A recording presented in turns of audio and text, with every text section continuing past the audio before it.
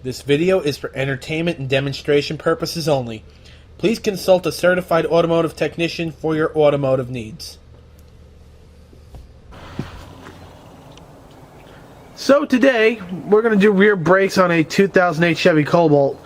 Well, actually, I did them a while back, but I started having computer problems around November, and it's just been put off since. I've been editing the other sections of it, but this is right now, the present, year 2014. So we're going to venture back into 2013. I will warn you, I was a bit under the weather at the time. That was my only week off that I had before I started my new job, so I had to make my move right then and there. So why don't we venture back into the year 2013, and you'll learn how to do rear brakes. Of course, given the nature of the brake system, I must advise that if you run into any snags, please consult a certified automotive technician for this. So, enjoy the video. Hi there, tubers. This is your Suburbanator, and today we're going to do rear brakes on a Chevy Cobalt. Now, as you all know, mine's the 4-lug, but if you have a 5-lug Cobalt, that's rear drum, an HHR. And when I was looking at the service manual, at some points they're using as an example the Silverado half-ton, which I think this procedure will all work for. So stay tuned for that. And I just wanted to say, take this video with a grain of salt. Use it as reference only. If you don't feel comfortable doing this, you know, if you're thinking to yourself, maybe I shouldn't touch this, then don't touch it. Find someone you can trust, someone you know that can handle things like this, because this is what makes the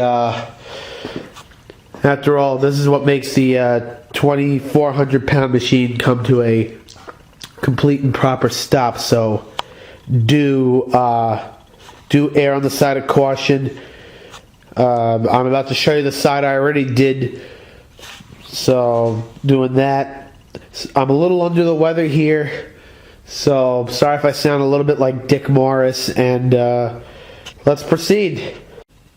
Okay, so the first thing you want to do is lift up on this son of a gun here, like so. And actually take a screwdriver.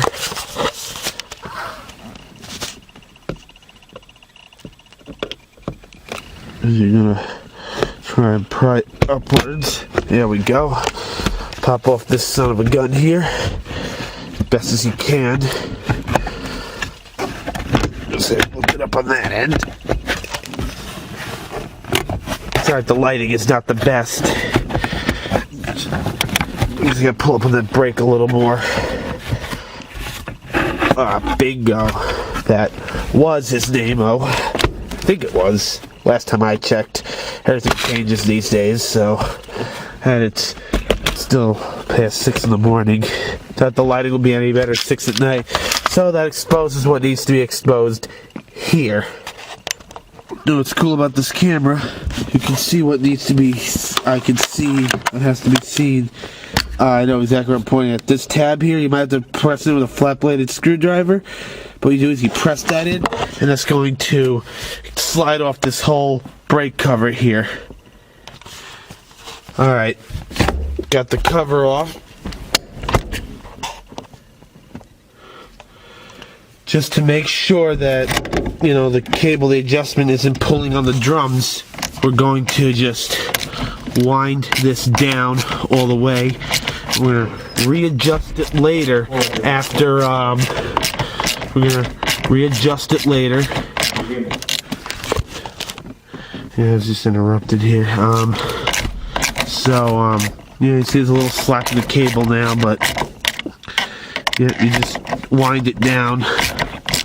And that's all that really is, and that's going to be the first step in insurance. That's so that way when we put in the new shoes and new drums, we will put the proper drag on there first, and then we will adjust this accordingly, making sure that everything is where it's supposed to be. But you wind this down, and that's going to be pretty much the first step in all of this here. Okay, so having loosened that cable, and the reason being, because I was already kind of maxed out on that adjustment there, as I mentioned before. So you turn that down all the way so the cable's not pulling on this here, and it actually makes it easy to put these shoes in as well. Okay, so here's it already installed, the new shoes and all, so you can see what it looks like.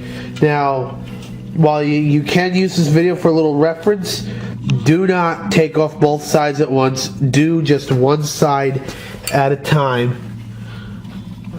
Yeah, this is where it needs to be. See, this is the self-adjusting spring here. This is where your self-adjusting lever goes. Now on the left side, because you kind of got to do a mirror image, if you will. On the left side, this self-adjuster here is going to be a reverse thread. You see the way the teeth point. I don't know how well the camera will pick it up, but you see how it acts like a pawl. This is how it turns. So that means if you got to turn it like this on this side. Alright, so what I was trying to say was this is how you turn it on the other side. Didn't exactly angle that camera the way I wanted it to, but not to worry. In the midst of this editing process, I caught this, and that's why I added the end piece that I did. So just keep watching the video. Watch it to the end. You will see what needs to be seen there. And then if any questions haven't been answered yet, then and only then, feel free to post a comment, and I'll be able to answer any questions you might have. Alright, so the first thing you're going to want to do, got this tool right here. Going to go into the loop of the spring here. Yeah, it worked on the other side. You know what? Just take my needle nose pliers, just like so. There we go. Takes care of that. Throw that into the old drum. This part here is going to get reused.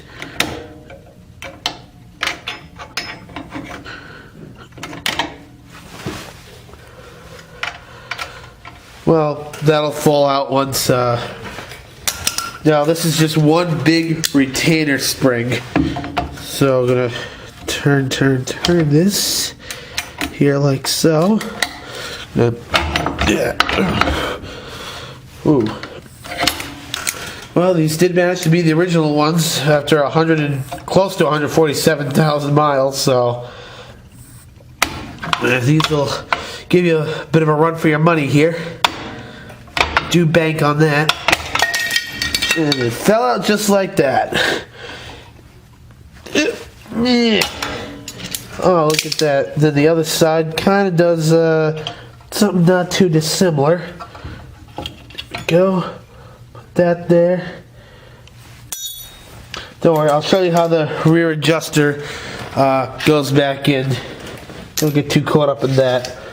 Take this one step at a time, but this is the parking brake shoe here, which the new one already comes with the lever built into it, so you don't have to go crazy on any C-clips or anything like that. So I guess you could say these are a bit more forgiving compared to other drum brakes, if you ever deal with rear brakes. So, yeah, let's see. Pull that son of a gun out, like so. Let's see. Pretty much just gotta make this retaining clip disappear. The way you do that, just pull on that, let this hang off the clip, and that's pretty much that. There we go. Okay, and then this clip just should come right out. I said should come right out. Oh, there we go. I have to turn this here up. There it goes. And away it goes.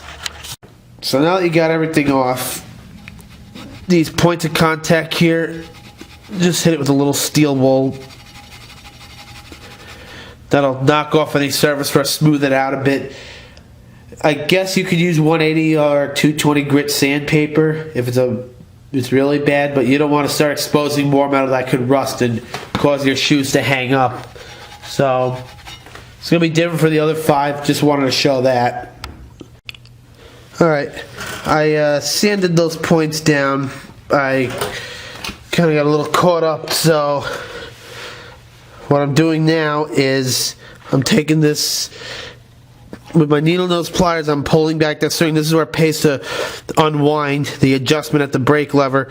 I was able to push this string back easier, have more slack, so I can slide this son of a gun in here just like so. You can get an idea here of what I'm trying to do.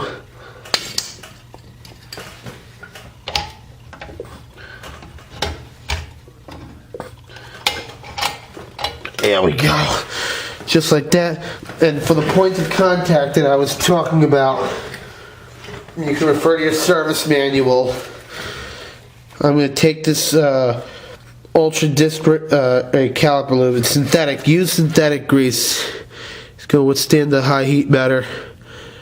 Because remember, the nice thing about drum brakes in the back, I mean, whether you have disc or drum, the rear brakes do the least amount of work, for starters. And this is something that if you take care of it, it'll last you a long time. I would have probably gone a little longer had I better inspected my brake system, and I'll let you know what I mean by that in a moment. But there you go. Here's a new shoe. I didn't show it here, my mistake. But here's the point of contact, so I just put that synthetic grease right here. So we're going to take the new retaining clip. Don't worry if the shoes aren't exactly aligned the way you want them to be. You might have to squeeze in on the wheel cylinder a little bit just to make sure you can get those pads in there. Or I should say the shoes.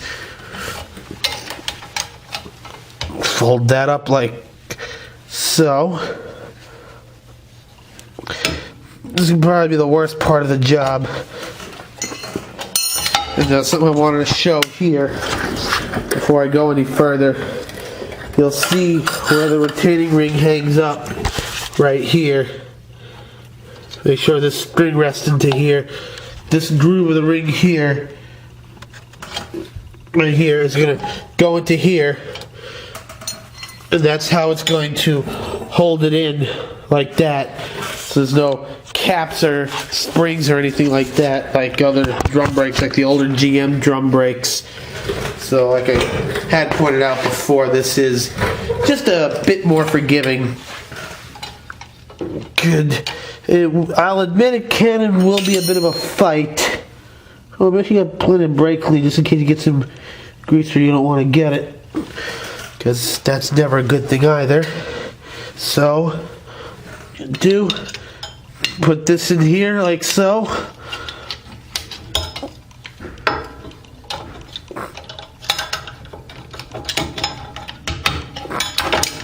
Oh boy, this is gonna be a bit of a fight, believe me. Got it. I think I got it now. I got that groove where I was talking about on the bottom of the spring. I did this shoe first, had to jimmy that around a little bit, and what I did was I gripped these with the vice grips, much like the procedure of taking them off. I'm gonna pull it outward. Ooh, this is gonna be a bit of a fight. This might try to fall off. There we go. Almost got it there. I might just have to just be careful now. No, don't loosen it. Hold on a second. Try to get in that groove of the wheel cylinder if you can. Oop, I think I got it. Give it a twist like you're trying to twist it leftwards, and bingo. Alright. And then I just pull this up as needed. Okay, when it's not going to fight me and be a son of a bitch. Hold on a second. Just about got it where I want it. Booyah! Alright.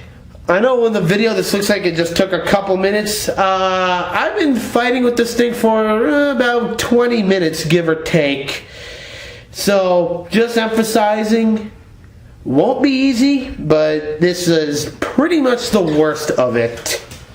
Alright, so after fighting with that for a little bit, I'm going to talk about the self-adjuster. So what I'm going to do here is back this out all the way. I'm going to clean this with the wire brush and coat it in some anti-seize. Here's an example of a wire brush, whatever the hell that is. I think you get the idea though. I'm just going to completely separate it here, like so. Clean it up with a wire wheel. And also this is where this goes here. Put that in. I'm going to coat that with some anti-seize, and I'm going to go do that right now. Actually, I'm going to coat this little synthetic brake grease. So I'm going to do that. Alright, I'm trying to wrap it up here. Okay, see I have this here? This is going to go on the emergency brake drum here. You're going to have this out like so. Right, you're going to have to slide it in. There you go. Yep, so you got that locked into the groove here. Got the same thing here. Just like that. And then we're going to turn this until you get it snug.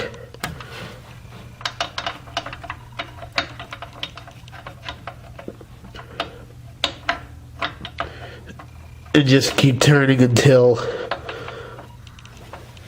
you just get this snug, and then I'm going to do that and show the next step. Alright, so I got that taken care of. You'll see the little tab here where the spring will catch now. If it's bent forward, that spring's just going to slide off of it. I had to do it on the other side. Looks like I won't have to do it on this side. You bend it back a bit. You'll see the little groove in here. That's why this comes out. And you'll know you have it in wrong because this would not be contacting this star wheel at all. So I get a little bit more of a close-up. Slide that in here like so. It's a little hard to do it with one hand. But you see how it goes to that one little groove there.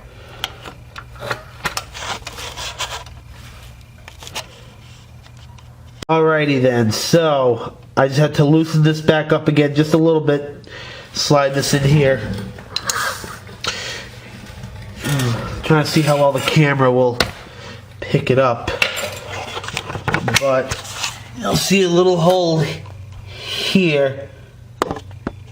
You see my thumbs, my fingers pointing, but that's where you're going to hook this side of this spring up to, and this little tab here is where the loop end of the spring is going to go.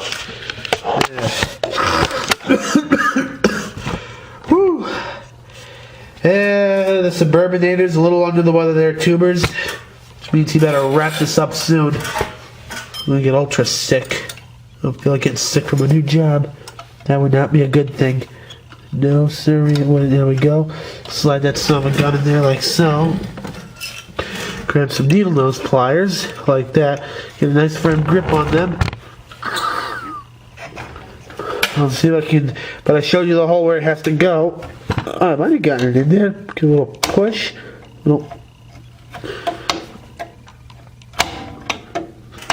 Got it. Alright, and now it's where it's supposed to be. This is what it looks like. This is what you're going to be up against. So, now the next step, clean these shoes with some brake clean and the new drums because they'll be coated with Cosmoline. That stuff keeps them from rusting. So, we're back in the year 2014 now, and I'm about to demonstrate the beauty of editing, which is you can add all the afterthoughts you want. So let's get under this puppy. Let me show you the do's and don'ts there. So we're under the Cobalt now. Well, this is the one nice thing about that new jack. It really gets the car high off the ground, so I just collapsed the tripod to its lowest setting, and I was actually able to.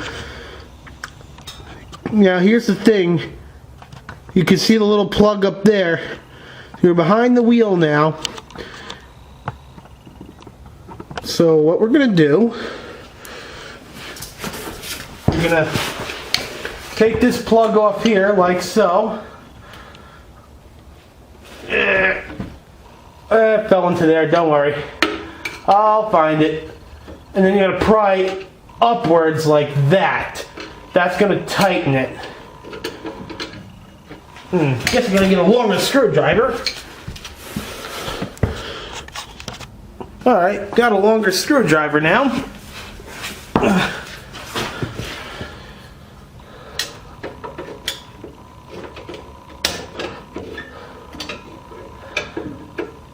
There we go.